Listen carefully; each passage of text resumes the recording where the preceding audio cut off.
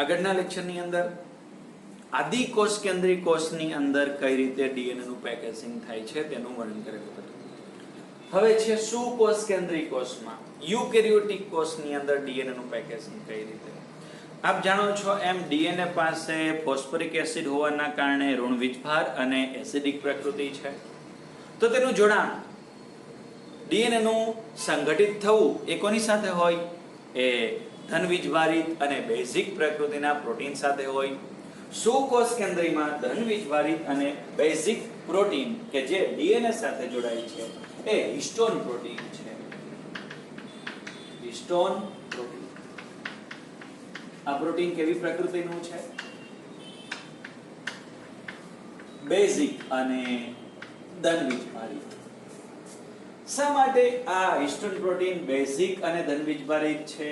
કારણ કે આ હિસ્ટોન પ્રોટીન બનવા માટે વધુ માત્રામાં બે પ્રકારના એમિનો એસિડ છે. એક છે આર્જિનિન અને બીજું એમિનો એસિડ છે લાઇસિન. આર્જિનિન અને લાઇસિન, આર્જિનિન તેમજ લાઇસિન ના બંધારણની ચર્ચા કરીએ તો એમાં કાર્બન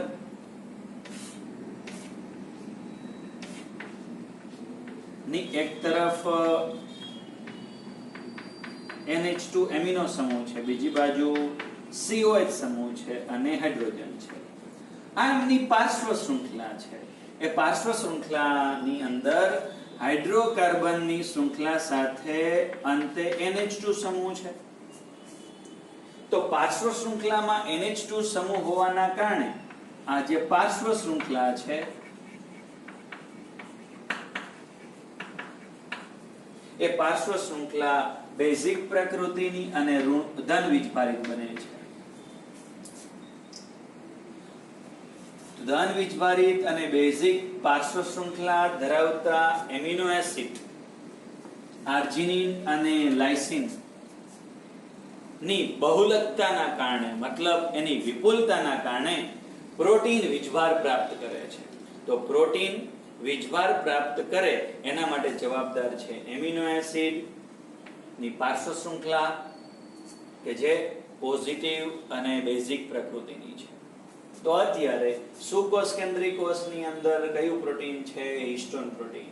એ હિસ્ટોન પ્રોટીનની અંદર કોની બહુલકતા ઇઝ ઇક્વલ ટુ કોની વિપુલ માત્રા છે? તો કે આર્જિનિન અને લાઇસિન પ્રકારના એમિનો એસિડની, જેની પાર્શ્વ શૃંખલા પાસે વીજભાર છે. એ વીજભાર કોને આપે છે? પ્રોટીનને વીજભાર આપે છે. હવે હિસ્ટોન પ્રોટીન ડીએનએ નું પેકેજિંગ થવા માટે કેટલા પ્રકારના છે? 5 પ્રકારના, જેને સાંકેતિક ભાષામાં H1, H2A, H2B, H3 અને H4 આ 5 પ્રકારના હિસ્ટોન પ્રોટીન ડીએનએ ના પેકેજિંગમાં ભાગ લેશે. એમાંના આ 4 પ્રકારના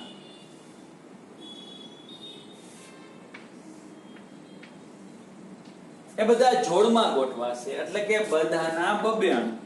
તો ટોટલ 8 હિસ્ટોન પ્રોટીન, એટલે કે હિસ્ટોન પ્રોટીન થી શું બનશે? અષ્ટક. હિસ્ટોન નું શું બનશે? અષ્ટક બનશે. અન્ય નામે કહીએ તો ઓક્ટામર. હિસ્ટોન નું ઓક્ટામર બનશે.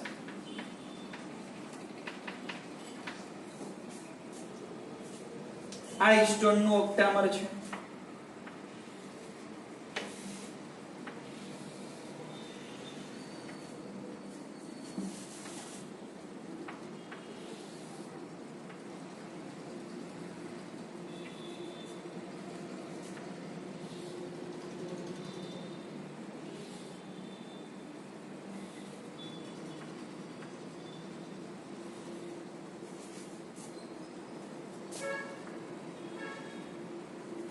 H2A A, H2B B, H3 H3, H4 અને H4 હિસ્ટોન નું ઓક્ટામર. આ ઓક્ટામર ની આજુબાજુએ ડીએનએ વીંટળાશે. તો હવે ડીએનએ ની રચના ડ્રો કરીએ, પછી ઓક્ટામરની આજુબાજુ એમને વીંટીએ.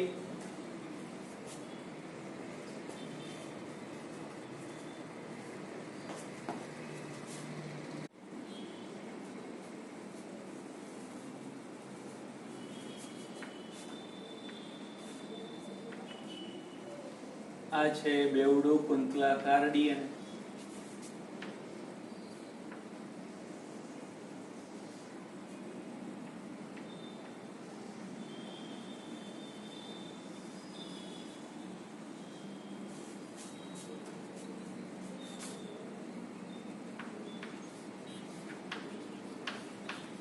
આ ડીએનએ કેટલો વ્યાસ ધરાવતો હોય? તો જાણીએ છીએ કે ડીએનએ નો વ્યાસ 2 નેનોમીટર નો છે. આ એક હિસ્ટોન નું ઓક્ટામર છે.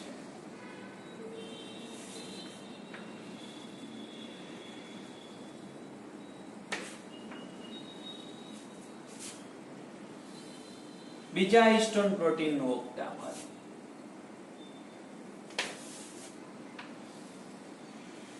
ત્રીજા હિસ્ટોન પ્રોટીન નું ઓક્ટામર. અત્યારે અહીંયા 3 હિસ્ટોન પ્રોટીન ના ઓક્ટામર is equal to Ashtak draw કરેલા છે. આ તમામ ઓક્ટામર શેનાથી બનેલા છે? તો આ ચારે ચાર પ્રકારના પ્રોટીન બે વખત H2A, બે વખત H2B, બે વખત H3 અને બે વખત H4. આ હિસ્ટોનના અષ્ટકની આજુબાજુ ડીએનએ વીંટળાશે.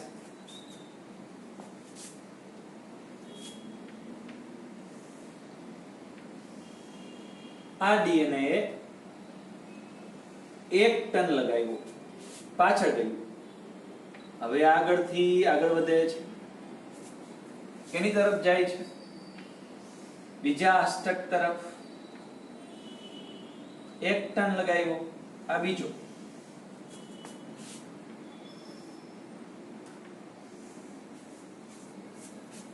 હિસ્ટોનના અષ્ટકની આજુબાજુ કેટલા ટન લાગે છે? આ ડીએનએ 1 ટન પૂરો થયો. બીજો પૂરો થાય એની પહેલા આગળ નીકળી જાય છે. એટલે કે હિસ્ટોનના અષ્ટકની આજુબાજુએ કેટલા ટર્ન છે? 1.66. અન્ય નામે કહે તો 1/2/3. કેટલું ડીએનએ વપરાય એક અષ્ટકની આજુબાજુ, અથવા તો કેટલું ડીએનએ ની લંબાઈ છે એક અષ્ટકની આજુબાજુ વીંટળાવવા માટે? તો 200 બેઝ પેર.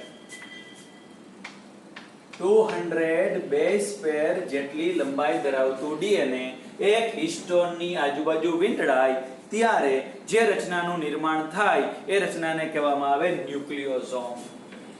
એ રચના છે ન્યુક્લિયોસોમ.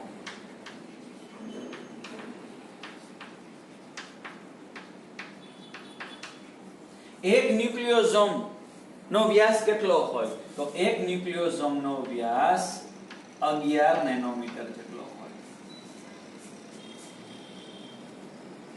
આ એક ન્યુક્લિયોસોમ, આ બીજો ન્યુક્લિયોસોમ, આ ત્રીજો ન્યુક્લિયોસોમ.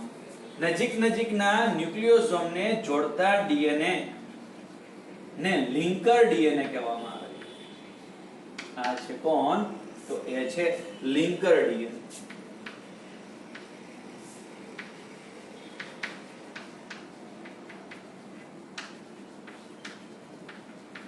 આ લિંકર ડીએનએ ની લંબાઈ અલગ અલગ સજીવની અંદર અલગ અલગ હોય. ઓછામાં ઓછા 20 થી વધુમાં વધુ 100 બેઝ પેર જેટલું ડીએનએ આની અંદર હોય.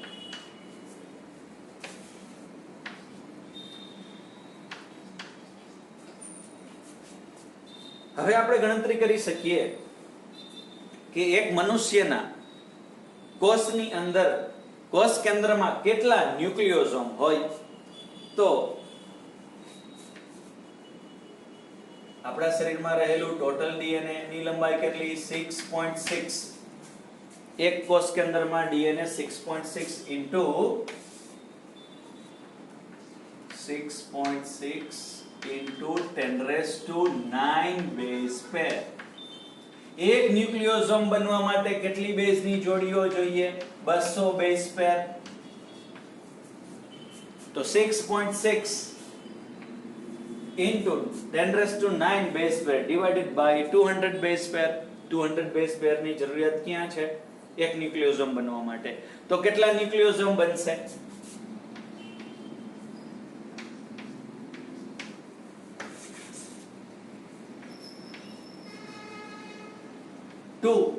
6.6 तो 3.3 into 10 raised to 100.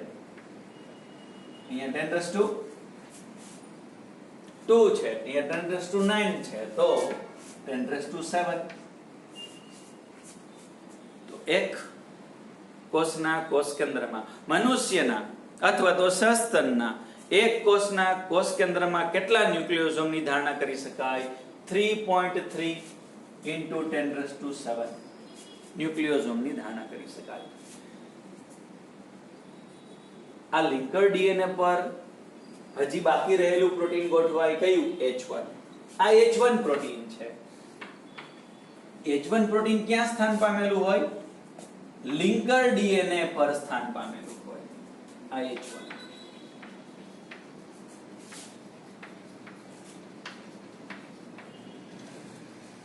તો ન્યુક્લિયોસોમના કેન્દ્રીય વિસ્તારમાં અથવા તો કોર વિસ્તારમાં અથવા તો મધ્યમાં કોણ આવેલું હોય? અષ્ટક, એનું હિસ્ટોનનું, જેને અન્ય નામે ન્યુ બોડી પણ કહેવામાં આવે છે. જેને અન્ય નામે કહેવાય ન્યુ બોડી.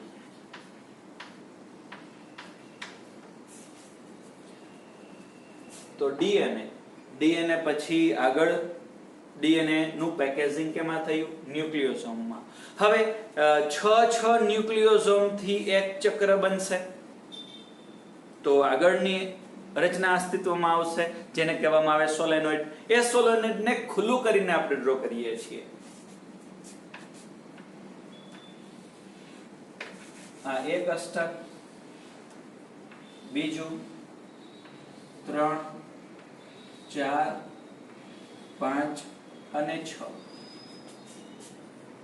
એની આજુબાજુ કોણ વીંટળેલું હોય? ડીએનએ. કેટલા ટન ડીએનએ હોય? તો ડીએનએ હોય એ 1.66 યા 1/2/3.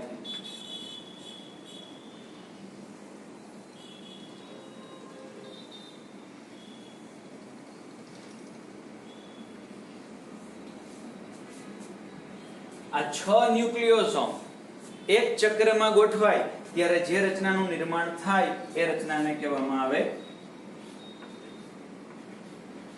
સોલેનોઇડ.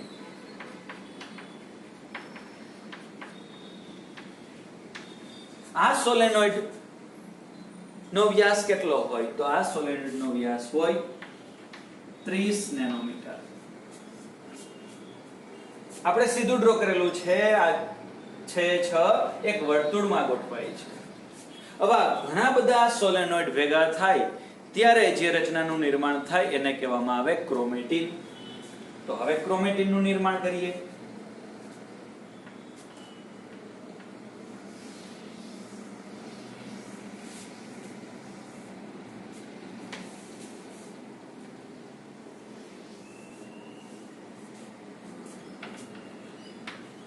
આ કોણ છે બધા? આ છે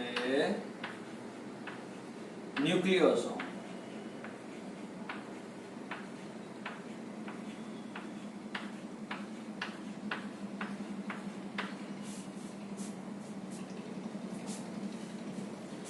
ઘણા બધા સોલેનોઇડ.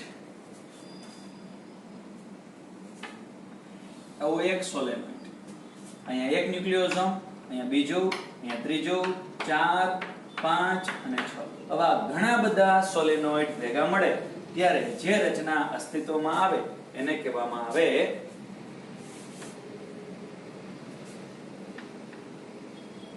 ક્રોમેટિન. આ જે રચના અસ્તિત્વમાં આવી એ બની ક્રોમેટિન.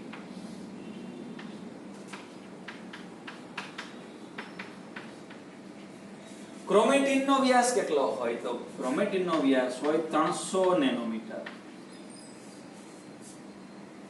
આ ક્રોમેટીન હજુ સંગઠિત થાય, હજુ જટિલ રચનામાં પેક થાય ત્યારે બને ક્રોમેટીન તંતુ. ત્યારે બનતું જાય ક્રોમેટીન તંતુ. આ એક ક્રોમેટીન.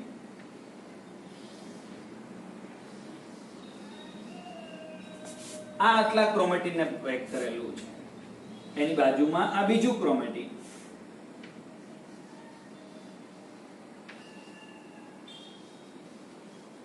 ક્રોમેટીન હજુ જટિલ રચનામાં પેક થાય છે.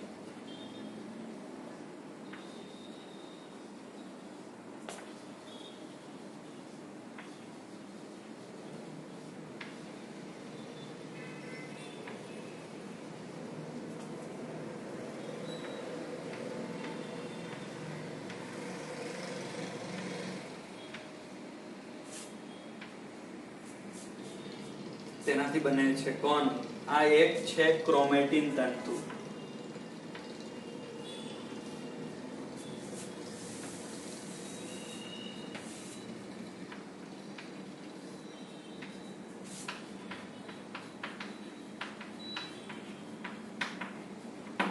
ક્રોમેટીન તંતુ જેને અન્ય નામે કહેવામાં આવે રંગસૂત્રનું એકલ સૂત્ર. રંગસૂત્રનું એકલ સૂત્ર. જેનો વ્યાસ કેટલો છે? તો એનો વ્યાસ છે 700 નેનોમીટર.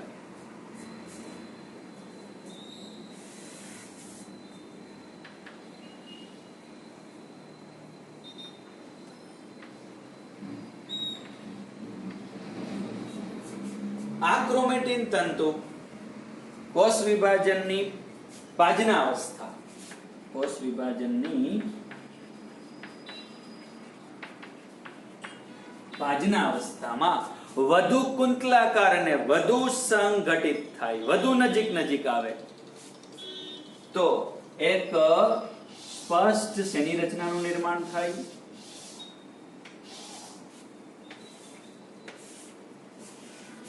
એક તંતુ એવો જ આ બીજો ક્રોમેટીન તંતુ ઇઝ ઇક્વલ ટુ એકલ સૂત્ર અને એને જોડતો સેન્ટ્રોમિયર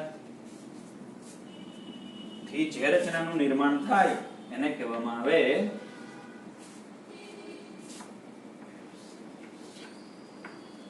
પાજના અવસ્થામાં જેનું નિર્માણ થયું એને કહેવાય રંગસૂત્ર. સમવિભાજનની પાજના અવસ્થા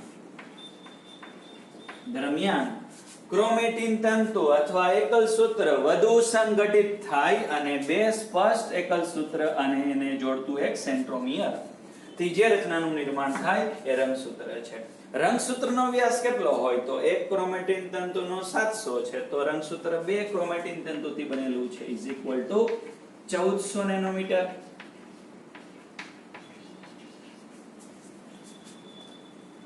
તો ડીએનએ ધન વીજભારિત હિસ્ટોન પ્રોટીન કે જે આર્જિનિન અને લાઇસિન થી સભર છે એની સાથે પેકેજિંગ થતા અંતે કેમાં પેક થયું?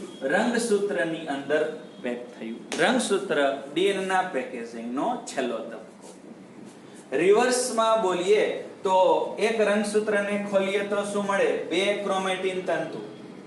એક ક્રોમેટીન તંતુને ખોલીએ તો ઘણા બધા શું પ્રાપ્ત થાય? ક્રોમેટીન. એક ક્રોમેટીનને ખોલી નાખીએ તો શું પ્રાપ્ત થશે? સોલેનોઇડ. સોલેનોઇડને ખોલતા શું પ્રાપ્ત થશે? એક ન્યુક્લિયોસોમ, બીજો ન્યુક્લિયોસોમ, ત્રીજો ન્યુક્લિયોસોમ. ન્યુક્લિયોસોમને ખોલી નાખીએ તો શું પ્રાપ્ત થશે? ડીએનએ અને કયું પ્રોટીન? Histone protein. પણ હિસ્ટોન પ્રોટીનનું કયું? અષ્ટક પ્રાપ્ત થશે.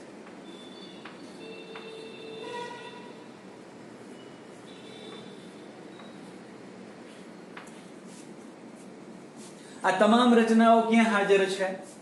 કોષ કેન્દ્રની અંદર.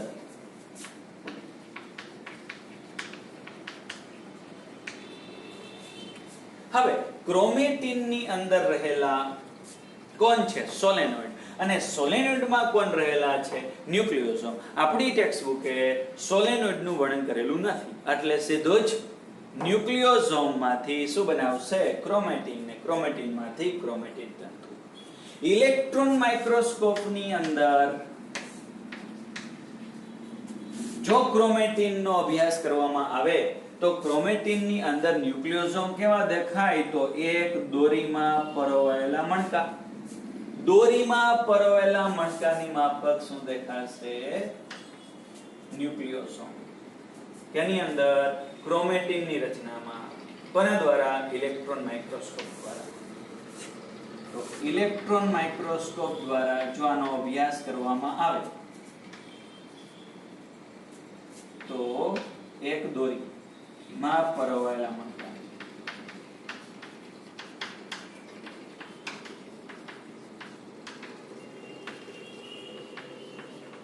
અંગ્રેજીમાં કહીએ તો beads on string. beads on string. દોરીમાં પરોવેલા મણકાની માફક ન્યુક્લિયોસોમ ક્રોમેટિનની રચનામાં જોવા મળે જ્યારે એનું અવલોકન ઇલેક્ટ્રોન માઇક્રોસ્કોપ દ્વારા કરવામાં આવે ત્યારે. આ ક્રોમેટિનમાં રહેલા દોરીમાં રહેલા કે દોરીમાં પરોવેલા મણકા વધુ સંગઠિત થઈ ક્રોમેટિનમાંથી શું બને? ક્રોમેટિન તંતુ. અને ક્રોમેટિન તંતુ એકલ સૂત્ર. આવું ક્રોમેટિન તંતુ ભાજના અવસ્થા દરમિયાન વધુ સંગઠિત અને કુંતલાકાર બને ત્યારે રંગસૂત્રની રચના અસ્તિત્વમાં આવે.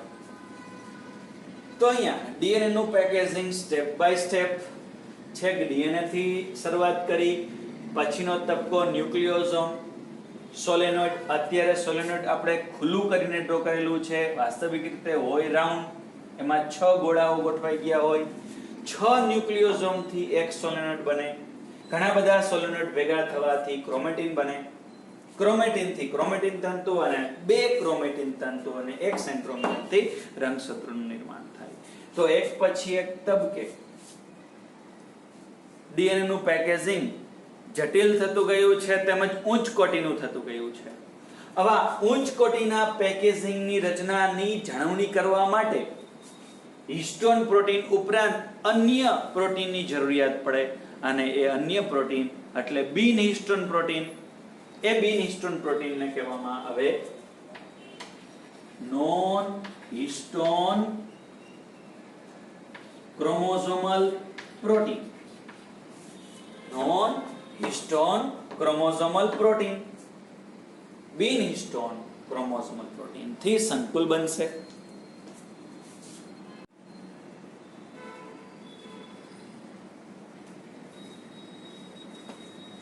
તો આ સ્થાને નોન હિસ્ટોન ક્રોમોસોમલ પ્રોટીન એક પછી એક ઉચ્ચ કોટીએ જે ડીએનએ નું પેકેજિંગ થઈ ગયેલું છે, જેમ કે ડીએનએ માંથી ન્યુક્લિયોસોમ, ત્યાંથી સોલેનોઇડ, ત્યાંથી ક્રોમેટિન, ક્રોમેટિન તંતુ અને અંતે રંગસૂત્ર. તો એક પછીના એક તબકે આગળ વધતું ડીએનએ જે પેકેજિંગ છે એની જે જટિલતા છે એમની જાળવણી કરવા માટે જવાબદાર આ પ્રોટીન છે. હવે ક્રોમેટિન નું પેકેજિંગ થતું હોય ત્યારે 2 વિકલ્પ છે. ક્રોમેટિન ગોઠવાતું હોય ત્યારે 2 રીતે ગોઠવણી ક્રોમેટિનની હોય છે. કેટલુંક ક્રોમેટિન શિથિલ રીતે ગોઠવાય એટલે કે છૂટું છવાયું ગોઠવાય, તો કેટલુંક ક્રોમેટિન સઘન રીતે ગોઠવાય. સઘન અને શિથિલ બંને નું અભિરંજન કરવામાં આવે.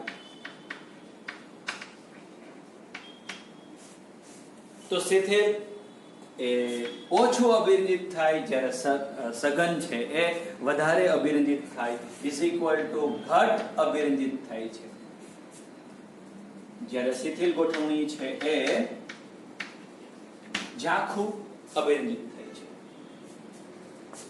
તો જે ક્રોમેટિન શિથિલ રીતે ગોઠવાઈ ગયું છે અને ઝાખું અભિરંજિત થાય છે એ ક્રોમેટિનને કહેવામાં આવે યુ ક્રોમેટિન. એને કહેવાય યુ ક્રોમેટિન.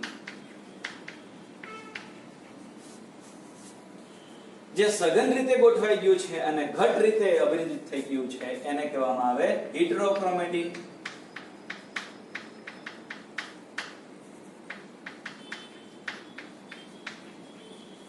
તો ક્રોમેટિન બે પ્રકારના, યુક્રોમેટિન અને હિટ્રોક્રોમેટિન.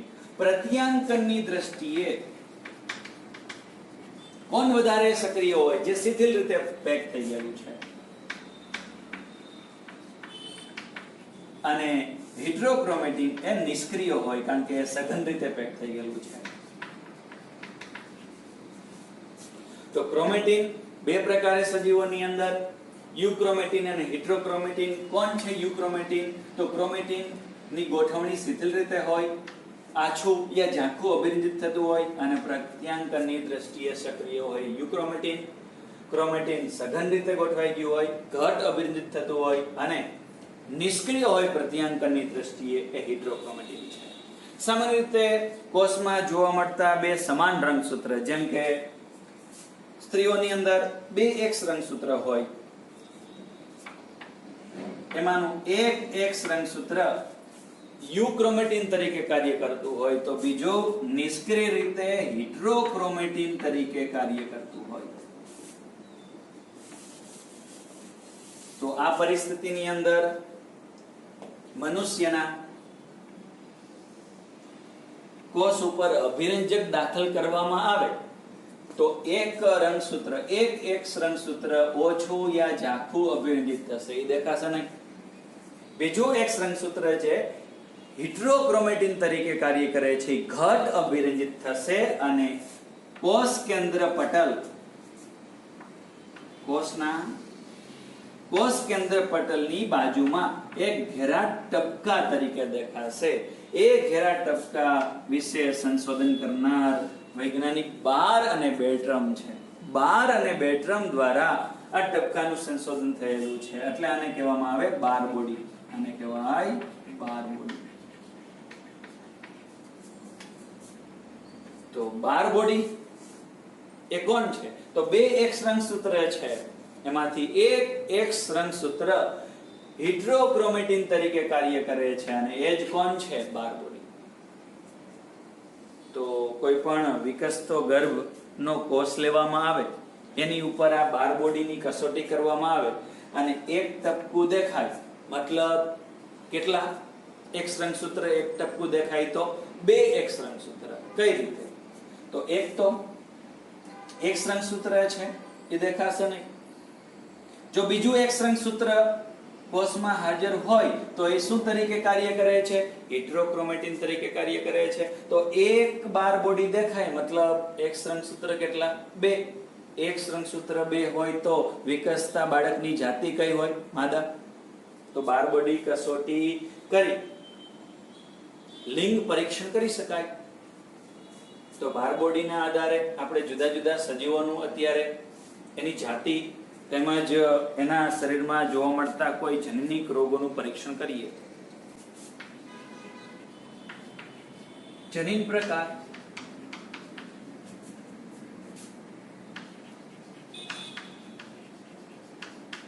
બાર બોડીની સંખ્યા,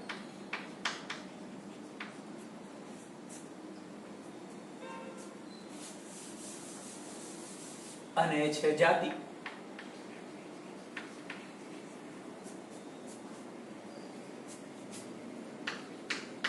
રંગસૂત્રની સંખ્યા,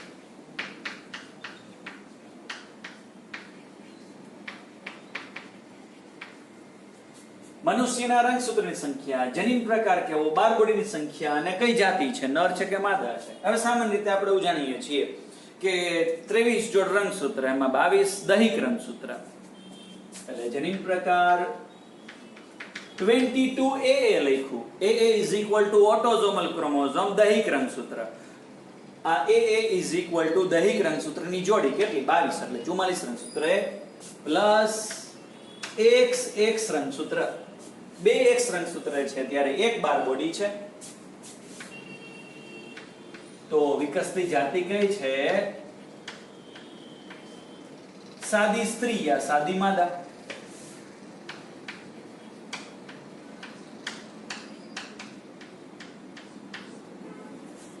સાદી સ્ત્રી મતલબ એમાં કોઈ જનનિક રોગ નથી, સામાન્ય સ્ત્રી.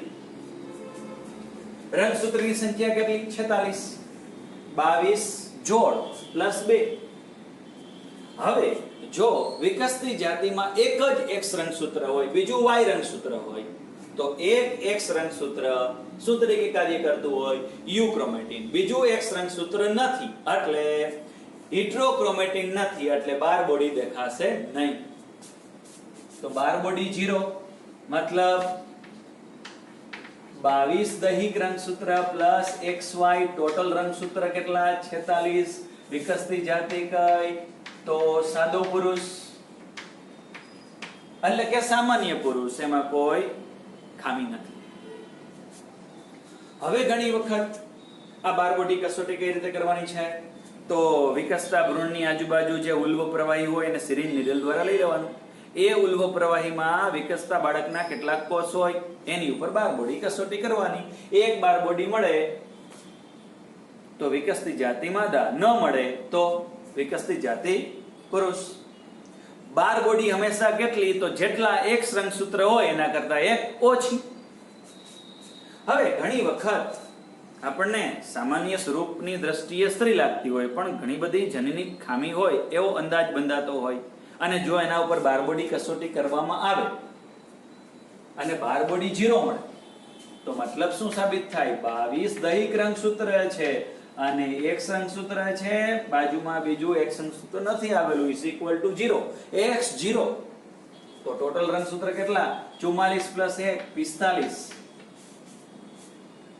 તો જાતિ અથવા તો ખામી કઈ? Turner syndrome. સ્ત્રીમાં થતો ટર્નર સિન્ડ્રોમ.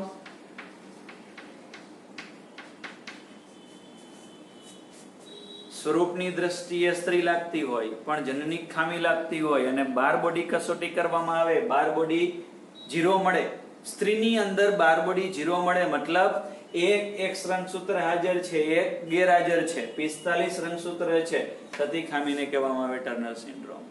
હવે બીજી પરિસ્થિતિ, સ્વરૂપની દ્રષ્ટિએ પુરુષ વ્યક્તિ લાગતી હોય પણ સાથે થોડા સ્ત્રીના લક્ષણ પણ હોય અને બાર બોડી કસોટી કરવામાં આવે, પુરુષમાં બાર બોડી કસોટી કરવામાં આવે અને બાર બોડી 1 પ્રાપ્ત થાય, તો કઈ પરિસ્થિતિ? 22 દૈહિક રંગસૂત્ર સાથે X XY. પુરુષ છે Y રંગસૂત્રના કારણે પણ સ્ત્રીના લક્ષણ છે, 2 X રંગસૂત્ર છે તો X શું તરીકે કાર્ય કરશે? યુક્રોમેટિન. બીજું શું તરીકે કાર્ય કરશે? હિટ્રોક્રોમેટિન એટલે બાર બોડી.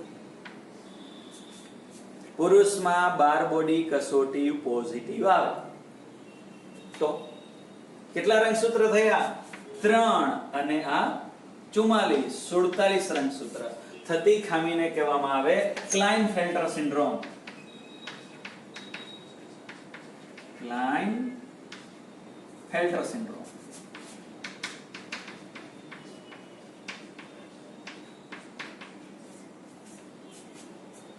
હજુ સ્વરૂપની દ્રષ્ટિએ સ્ત્રી લાગે છે, જો કોઈ ઉપર બાર બોડી કસોટી થતી હોય, સ્વરૂપની દ્રષ્ટિએ સ્ત્રી લાગે છે પણ કંઈક જનનિક ખામીનો અંદાજ છે અને બાર બોડી કસોટી કરીએ, 2 બાર બોડી પ્રાપ્ત થાય મતલબ 22 દૈહિક રંગસૂત્રની જોડ છે અને 2 બાર બોડી એટલે X રંગસૂત્ર કેટલા હોય?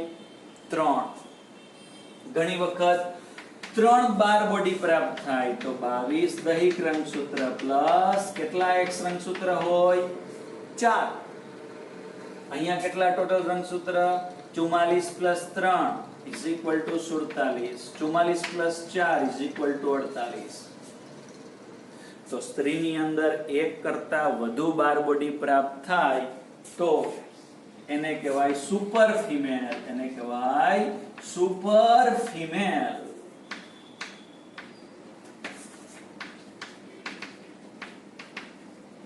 Super female. સ્વરૂપની દ્રષ્ટિએ સ્ત્રી હોય પરંતુ જાતીયતાની દ્રષ્ટિએ એમાં વંધ્યતા હોય તો બાર બોડી કસોટી કરી આપણે વિકસતા ભ્રૂણનું જાતિ પરીક્ષણ કરીએ છીએ. એ કરી શકાય છે પણ ભારતમાં આ ઘટના કરવી એ કાનૂનિક રીતે અપરાધ છે. તેમજ આ 3 અને આ 4 પરિસ્થિતિ વિશે વાત કરીએ તો મનુષ્યની અંદર કોઈ જનનિક રંગસૂત્રને લગતી બીમારી છે એની ઓળખાણ કરી શકાય. અહીંયા એક રંગસૂત્ર ગુમાવેલું છે, અહીંયા એક રંગસૂત્ર વધારે છે, અહીંયા પણ એક રંગસૂત્ર વધારે છે. તો બારબોડી કસોટી દ્વારા જાતિ પરીક્ષણ કરી શકાય છે. ઉપરાંત રંગસૂત્રની સંખ્યામાં વધારો તેમજ ઘટાડો થઈ ગયેલો છે, કયા રંગસૂત્રની અંદર લિંગી રંગસૂત્રમાં ઘટાડો કે વધારો થઈ ગયેલો છે એનું પરીક્ષણ કરી શકાય છે. કયા કયા રોગોને ઓળખી શકાય છે? Turner syndrome, Klinefelter syndrome, super female. Barr body હંમેશા કેટલી? તો જેટલા એક્સ રંગસૂત્ર શરીરમાં હોય એના કરતા એક ઓછી, અથવા એક્સ રંગસૂત્ર શરીરમાં કેટલા? તો જેટલી બારબોડી મળે એના કરતા એક વધારે.